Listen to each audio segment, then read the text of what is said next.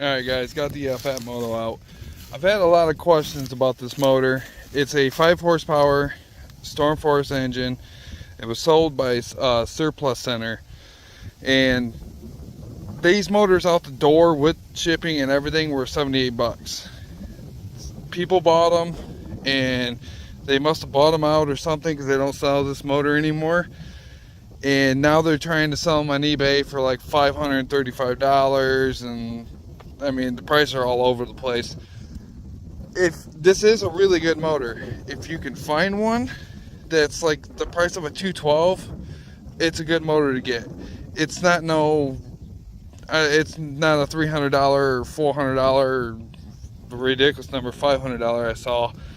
There's no way these motors are, but basically, I want to get this bike out because I've been riding it, but I haven't really been. I've been pretty nice to it, and it's because of the rear rim. It has not came loose. It had nothing's changed, and so I decided I found some other dirt roads that has a lot of hills, and there's a little bit of highway riding.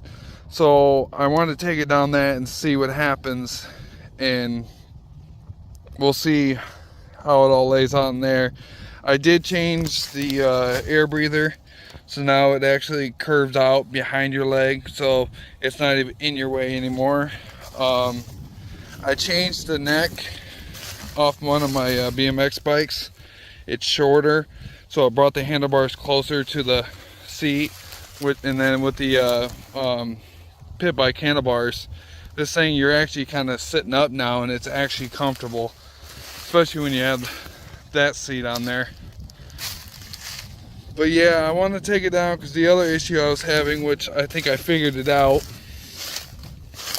is that the belt, this pulley right here, was like off by it was by a tiny bit, and I think the belt was rubbing and was causing all my heat, because I have not had any overheating problems with the belt now. I thought it was a line, and the more I looked at it, that's when I noticed that it was actually shifted inwards a little bit too far, causing the belt to rub. So yeah, I got that all straightened out now, and like I said, I kind of been out in the field playing with it out here, and then up and down, there's a highway right over there I was going down, and it wasn't overheating or anything like that. So I'm going to take on this longer ride, and we'll see what happens. Either the rim's going to do good or it's going to fail. There's, like I said, it's a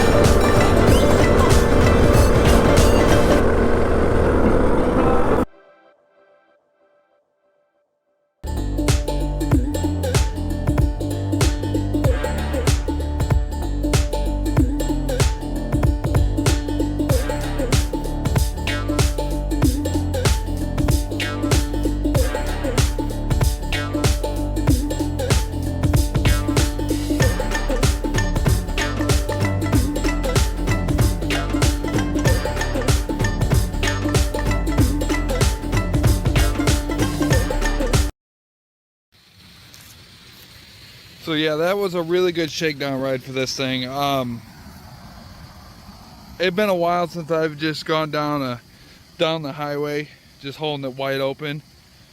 And the last time I did that is when I was having issues with the belt overheating.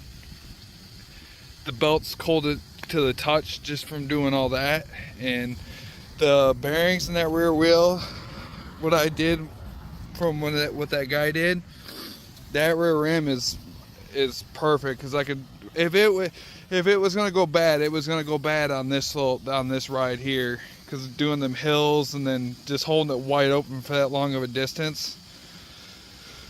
This thing's pretty much dialed in, and I'm really loving the shorter neck with the handlebars, because I just felt like you were like trying to reach for the handlebars instead of the handlebars being right there for you. So yeah, I'm definitely going to be getting this thing out a lot more, and I might even try it in snow. And I had an idea of doing something with the front forks this winter. I don't know how well it worked, but I figured I'd give it a shot. But like I said, I did go get the buggy. I already did get the engine on. It was just an easy put the engine on. But I do have to do some work to the rear axle. The sprocket is bent, so I'm gonna have to cut it off. So maybe look into figure out a two-piece sprocket for it. But the next video, I'll have that thing. We'll be messing with that. They're cutting down the corn right now for the field, so we'll be able to take it out there in the field and play with it and stuff. But yeah, nice day out, and hope all you guys ride safe. Thanks for watching.